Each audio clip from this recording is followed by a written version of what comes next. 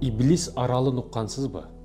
Бермурд үч бурчтөгү деп кийин аты өзгөргөн, ага чейин Иблис өрөнү деп, Иблис чөлкөмү деп аталып келген кемелери жутуп кетет экен, самолеттор кесе утулуп кетет экен, жок болуп кетет экен. Алымдар, окумуштуулар бир канча варианттарды айтып, ал жерге башка планетадан келген адамдар жайгашып алган суунун астына, ошонун натыйжасында самолетторду бизге тиешелүү маселелерди үйрөнүш максатында тартып алып, үйрөнүп, анан өздөрүн алып кетишет жердин артынан деген маселени коюшуп, же Сулайман пайгамбардын учурундагы жиндерди кишендеп ошол жерге ырытып койгон жиндер ушул металлга тиешелүү маселелерди тартып атат деп айтат. Же айдан, же ай сыяктуу дагы башка бир планетадан ошол Бермурд турган жерге, үчбурчтук жерге ошондой магниттик тартылуучу бир зат түшкөн, ошонун негизинде, күчтүү тартылуунун негизинде кемелерди, металл сыяктуу нерселерди, самолет болсун, башка болсун, тартып алат деген маселе келип чыгат. Урматтуу мекендешим, Бермурд үчбурчтөгү мени кызыктырган маселе не болду? Ушул 20-21 кылымга чейин келип, бул маселе өтө орчундуу болуп, имиш деген нерселер өтө көбөйүп, журналисти дагы башкасы дагы бардыгы ушул маселени сүйлөп чыкканы болду да, урматтуу мекендешим. Европа, Америкага жакын жайгашкан аймак бул. Ага чейин алар бул жерден сүзгөн эмеспи? Ал жерге тиешелүү маселелер болгон эмеспи? Албетте болгон. Ага чейин канчалаган каттамдар болгон, чөгүлөр болгон, көп болгон, жоготуулар дагы болгон, урматтуу мекендешим.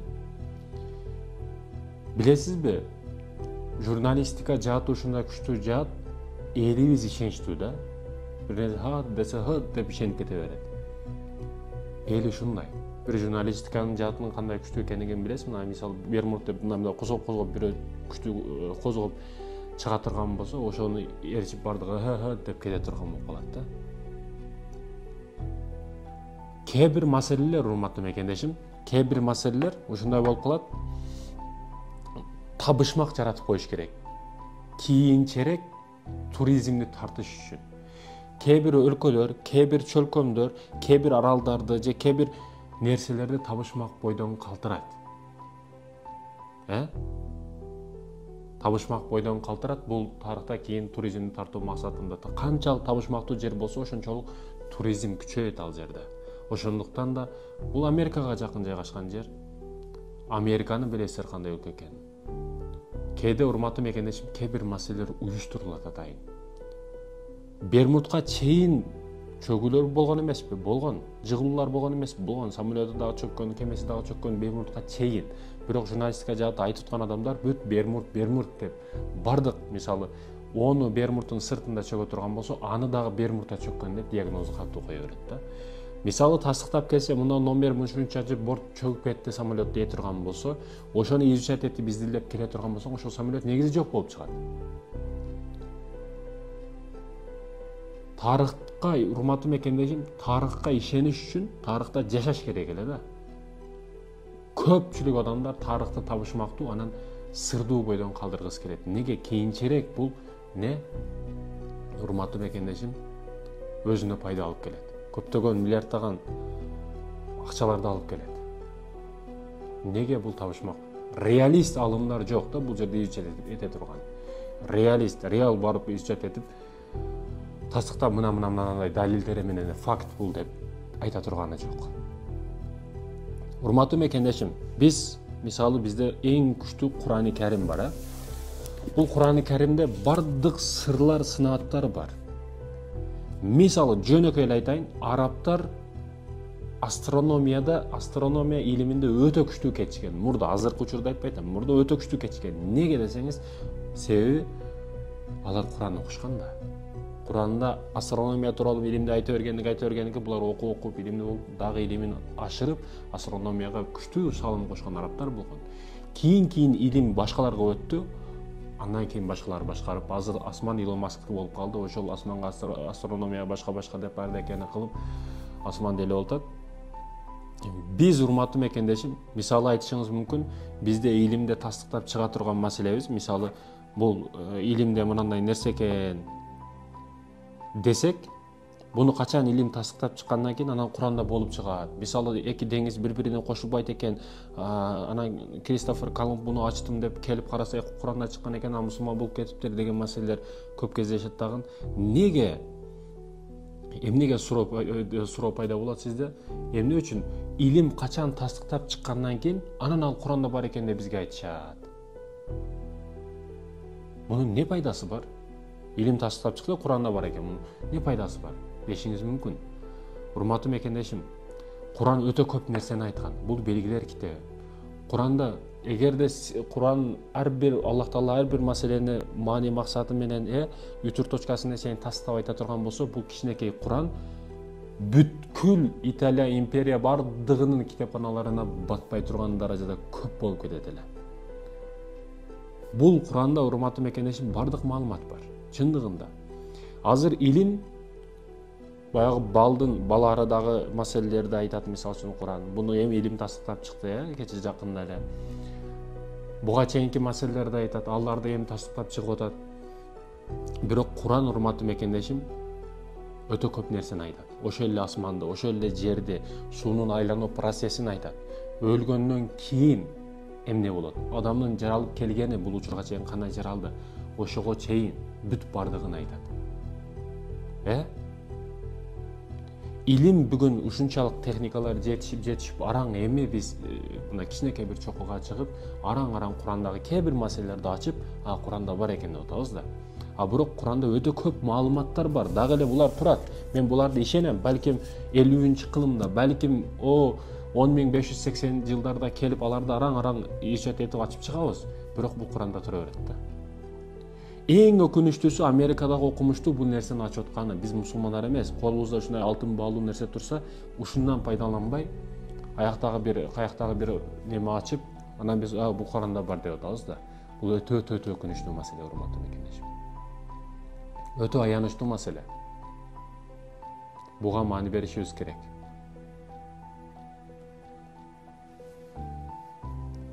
Ошондой экен, урматтуу мекендешим, биз тастыктайбыз. Куран, урматтуу мекендешим, адам атадан баштап биздин төрөлүүбүздү дагы айтат. Төрөлүүдөн мурда эмне болгон? Өлөбүз, жашайбыз, жашап өлгөндөн кийин эмне болот? Ошону дагы айтып берет да. Тозок бейиш тууралуу дагы айтат. Бирок муну илим али тастыктай элек. Куранда көп нерсе туура. Буга чейинки ачылыштарды байкасаңыз бүт туура да. Так туура чыгып атат. %90%, %100%, %90% мисалы далдек деген тагдырда 90% бардыгы 100% туура чыгат. Эмне үчүн? Себеби бул Куран, Аллах Тааланын сөзү. Бул жерде ката кемчиликтин өзү жок. Бардык жери туура, урматтуу мекендешим. Демек, буга чейинки тастыкталган нерселер Куранда болуп, ал туура боло турган болсо, мындан кийинки ачыла турган нерселер, бул Куранда айтып атам. Курандагы нерселер бардыгы туура дегени. Демек, туура экен. Куран жиндер тууралуу дагы айтат. Бүгүн психологдорго барасың, врач эч кандай диагноз койгон жок, бирок ооруп атат. Буга ошо көзгө көрүнбөгөн жиндер тиет. Тийишти кылат. Аны бул психологдор не дейт? Бүгүн американ психологдор не атат? Көзгө көрүнбөгөн күчтөрдүн сизге берип жаткан зыяны деп диагноз коюп атат да психологдор. Бул жиндер, 100% жиндер, урматтуу мекендешим. Бир жиндин барлыгы Куранда келип атат, жин деген сүрө дагы бар. Бир эле жиндин барлыгы, жиндердин, периштелердин, суроо жооптун Куран-ы Каримдин чындык экенин, Аллах Тааланын сөзү экенин, Аллах Тааланын өзүн, анын пайгамбарларын, акыретте суроо жооп болорун, бейиш тозок бар экенин чындыгында ырастап, тастыктап далил эмеспи бул, урматтуу мекендешим? Жиндер менен сүйлөшүп аткандарды көрбөй атасызбы сиз? Адамдын ичинен бууп, мынандайча жоон тамырын бууп, адамдын ичиндеги экинчи жин менен сүйлөшүп атканын билбей атасызбы? Көрбөй атасызбы? Жашоодо көрүп атабыз. Толтура андайлар. Ишенбесеңиз келсеңиз мен алып барам.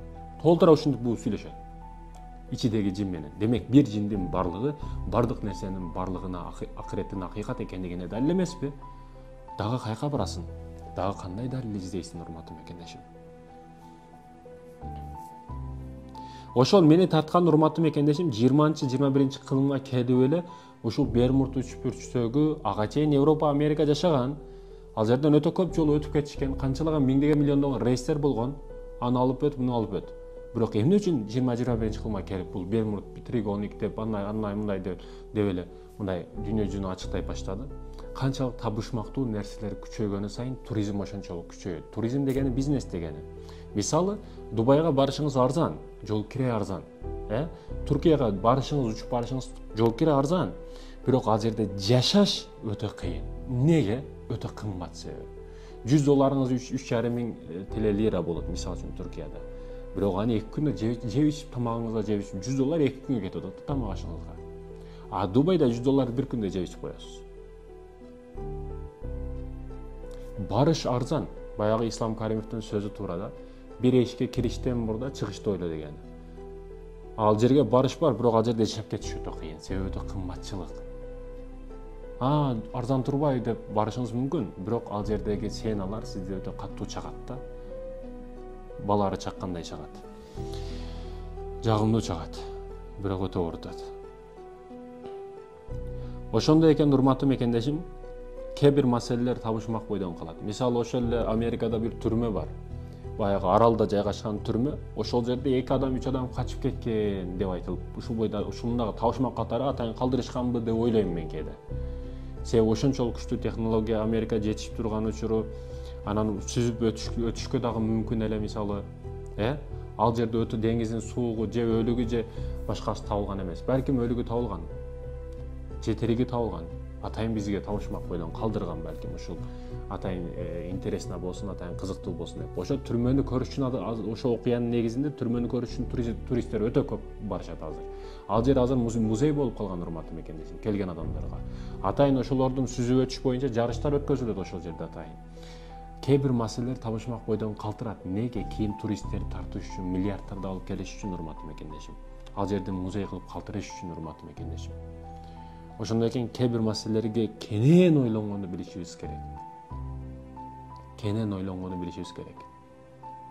Мисалы, бир жөнөкөй саясатчы бар, бийликке барам деп атат, ал не кылат?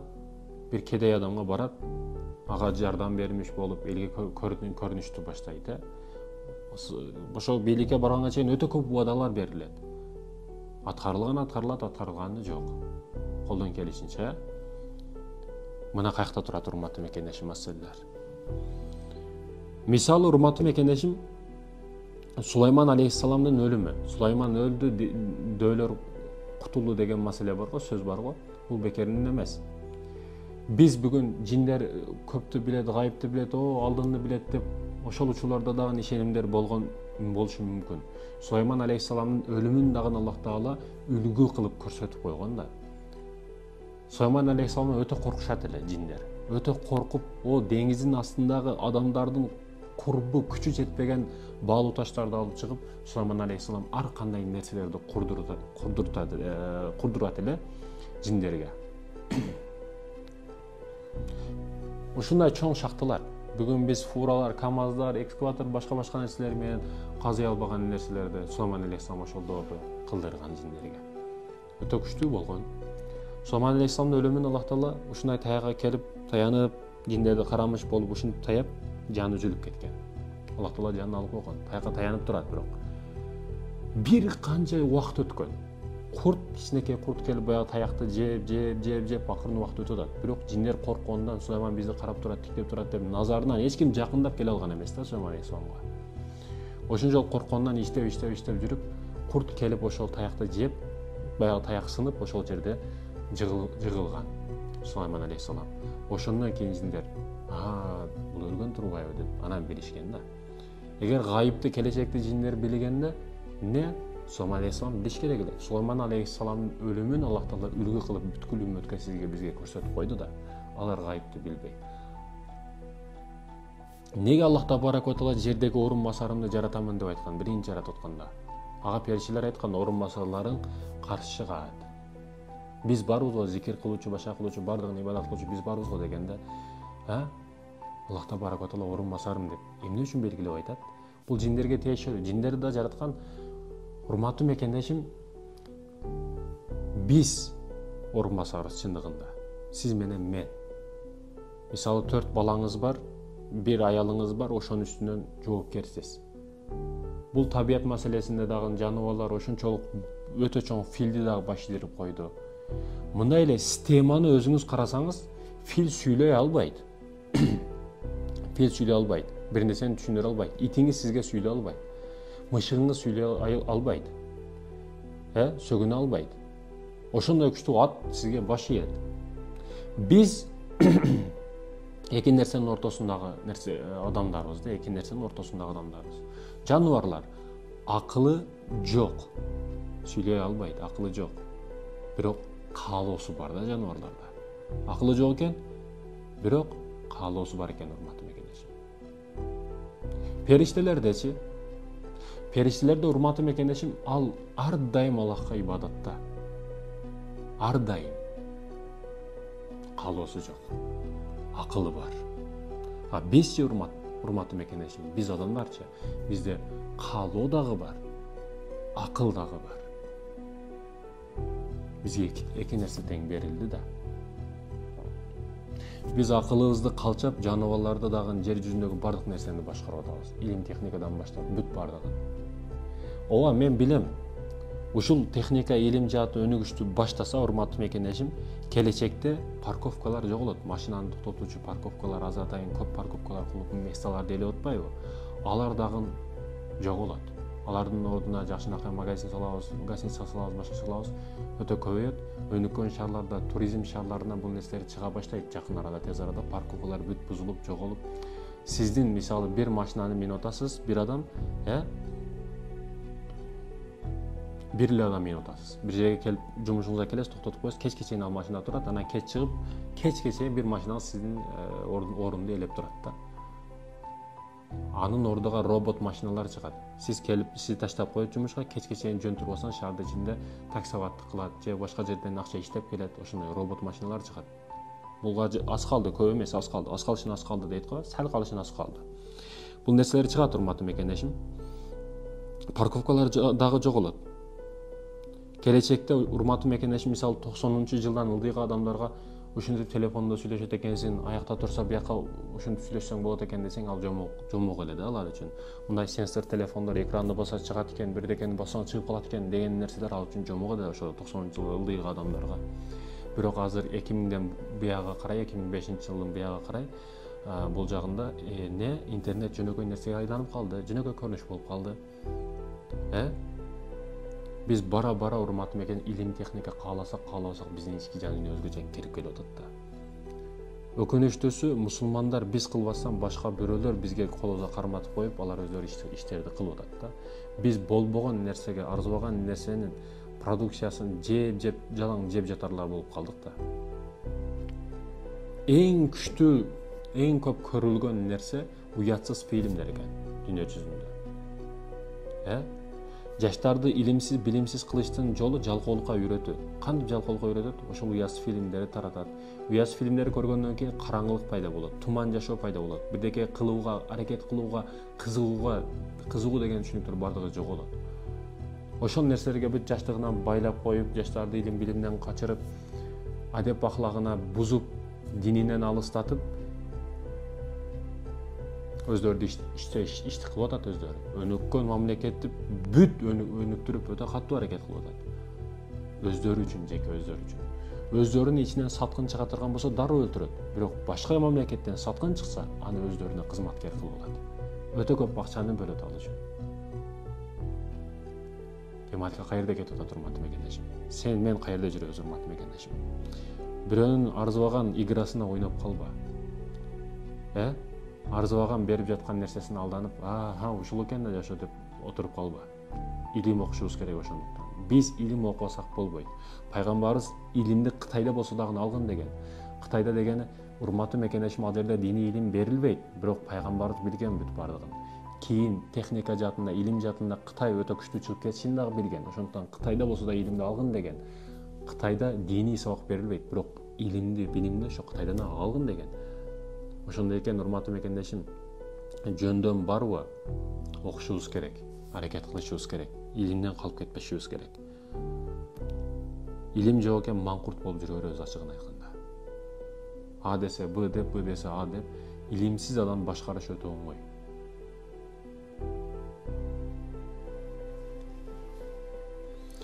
Бул кетиш, урматтуу мекендешим. Мен айттым, парковкалар жоголот, башкалар жоголот. Азыр Кудайым ушундай кудуреттүү зат бол дегени болот. Адам урматтуу мекендешим аракет кылганыга жетет. Адам чын дилден өз үстүндө иштеп бир нерсени үмүт кылып аракет кылса ал нерсеге жетишет. Буга ийгиликке жеткен адамдардан южат этип сурасаң, бүт бардыгы ушундай дейт. Мен өз үстүндө иштедим, аракет кылдым, жеттим дейт да. Келечегиңиз ушундай урматтуу мекендешим. Сиз уктайсыз, башыңызга бир аппаратура кийгизет, түш көрөсүз. Ошол түштү ошол аппарат аркылуу бөлүшөт. Башка адамдар аркылуу сиз көрүп турган түшүңүздү башка достор, башка бирөөлөргө дагы бөлүшүшүңүз мүмкүн да. Ушул техника дагы күтүлүп атат. Бул чыгышы мүмкүн урматтуу мекендешим. Ооба, сизде суроо пайда болушу мүмкүн. Эгер ошондой аппарат чыкса, пайгамбарыбызды бир адам түш көрө турган болсо, ошол түштү биз бөлүшүп көрсөк болобу деген суроолор да пайда болуп атат бүгүн. Бирок урматтуу мекендешим, пайгамбарыбыз ар кимдин түшүнө кире бербейт. Ал аппаратураңа карап пайгамбар түш көрбөйт. Канчалык илим техника өнүгүп кетпесин, ал ыйык нерселер, илахий нерселер, руханий нерселер ал ошол бойдон калат. Илим жаатында кээ бир маселелерди өтө күчтүү үйрөнүшүбүз керек. Кээ бир нерселерди ошол бойдон калыш керек. Мисалы, биздин мазхаб башыбыз ким? Имам Абу Ханифа. Ошол бойдон кала берсин. Акыйда бойдон кала берсин. Фикх бойдон кала берсин. Бирок биздин дүйнөлүк илим жаатыбыз бул жаатты өнүктүрүшүбүз керек, урматтуу мекендешим. Ошол эле түшкө кириш маселелери, булар эскиче бойдон кала берет, бирок жаңырта турган маселелер өтө жаңы болуш керек биздики. Таасир алуучу эмес, таасир берүүчү болушубуз керек, урматтуу мекендешим.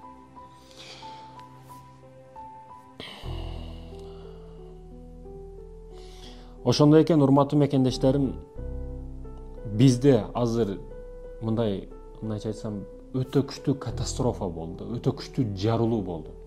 Мисалы, биз мынаны чоку дей турган болсок, ошону бир чоку деп коелу. Илим техника ошо 1-кылымдан баштап 20-кылымга чейин, 21-кылымга чейин, 20-кылымга чейин ушинтип көтөрүлүп азаздан өтө аздык менен көтөрүлүп келди.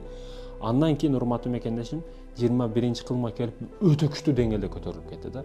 Ушунчалык чокуга 20-кылымда жеткен болсок, мынандай чокуга 21-кылымда өтө аз жылдын деңгээлинде жетип калдык. Ошол учурда урматтуу мекендешим, бунун негизги себеби неде десеңиз, ошол учурда ушунчалык чокуга жетишибиздин себеби бизде интернет деген жок эле. Интернет ушунчалык тездик менен өнүктүрдү урматтуу мекендешим. Суний интеллект жана башкалар чыкты. Ошол учурда бир катты жөнөкөй эле дүйнө жүзүнүн бул башка жеткизиш үчүн бир канча жылдар өткөн да. Себеби атта, төөдө араң жетип барат эле, пешком жетип барат эле. Илим техника өнүктү. Азыр жөнөкөй эле WhatsApp'ты ачып туруп, Америкага бир канча секунд дегенде эле маалыматты бөлүшүп кое аласыз да. Муну кылмыш керек экен, же муну алым экен, же окумуштуу экен деп. Интернет өнүгүп, урматтуу мекендешим. Америка евроремонт кылып атат, мына үйдү жасап атат дейт дагы. Евроремонт көрүп, усталар көрүп, бул мындай нерсе колдонуп туруп, биз сатып алсак болот, доставкасы ушундай, мындай деп. Барыштын кереги жок, бир нерсени кылыштын кереги жок. Дароо эле ошол нерсени кааласаң алып келсең болот. Акчаң болсо, Германияда эми жаңы мерч чыгыптыр, дароо акчасын төлөп коесуң бул жактан телефон аркылуу, пакети менен алып келип үйүңө, багажыңа, гаражыңа алып келип берип коет. Өтө күчтүү жарылуу кылдык, урматтуу мекендешим. Ушул кылымга келип, сен мен эмне кылдык, урматтуу мекендешим? Ойлонушубуз керек, ойгонушубуз керек. Бүткүл үммөткө пайда тие турган мусулман болушубуз керек. Жашоо деген, урматтуу мекендешим, дүйнөнү өзгөрт. Бирок дүйнө үчүн өзгөрбө. Эжең аны айтат, апаң буну айтат, карындаштарың аны айтат, буну айтат. Эгерде чындап эркек боло турган болсоң, чындап максатың боло турган болсо, сен көп нерсеге жетесиң. Бирок көпчүлүктүн сөзү сени сындырып койбосун. Туура, кээ бир жерлери ылай чапталган жерлерин үзүп кетсин, кээ бир жерлери тууралап койсун, бирок башкалардын сөзү деп сынып калба. Утурумдук кичинекей жашоого алданып калба. Сен 10 жыл, 20 жыл аркы бетинде ойлошуң керек, урматтуу мекендешим. Кыска ойлобошуң керек. Жеке кумарыңды, жеке нафсыңды ойлоп жүрө берсең, жашоодо эч бир нерсеге жетпейсиң.